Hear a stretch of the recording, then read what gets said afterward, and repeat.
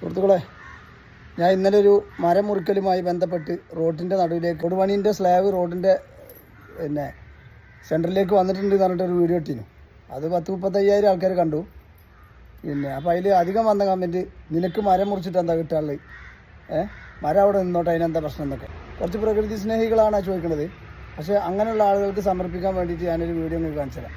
ഞാൻ ഇന്ന് വൈത്തിരി മുതൽ ലക്കിടി ചുരം തുടങ്ങണ അതുവരെയുള്ളൊരു വീഡിയോ എടുത്തപ്പോൾ വെക്കേഷൻ ടൈമിന് വന്ന് ടൂറിസ്റ്റുകളും മറ്റും ഒഴിവാക്കി പോയ പ്ലാസ്റ്റിക്കും മറ്റുമാണ് ഇപ്പോൾ ഇന്ന് കാണിച്ചു തരാൻ പോകുന്നത്. ഒന്ന് കണ്ടോക്കി. പ്രകൃതി സ്നേഹം എന്ന് പറഞ്ഞാൽ മരം മുറി തടുക്കൽ മാത്രമല്ല, ഇതേപോലെ പ്രകൃതിനെ മലിനപ്പെടുത്തുന്ന പ്ലാസ്റ്റിക് ഇടാനും പാടില്ല റോട്ടിൽ.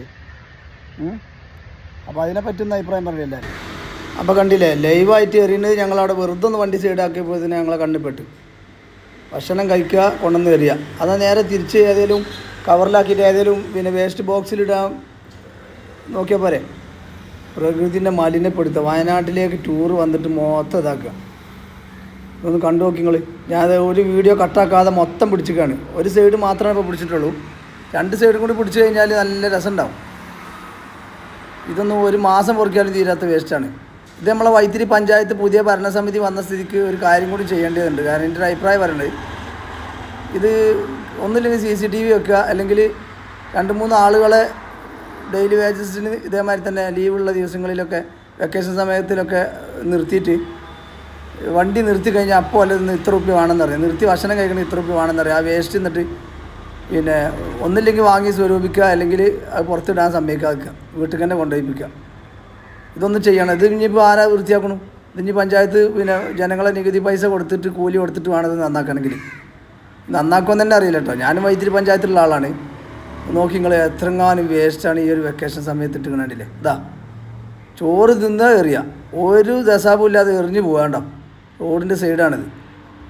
അപ്പോൾ മരമുറി തടുക്കുന്ന ആളുകൾക്ക് സമർപ്പിക്കുന്നു. ഇത് പഞ്ചായത്ത് കർശന നടപടി എടുക്കേണ്ട സമയം അതിക്രമിച്ചിട്ടോ.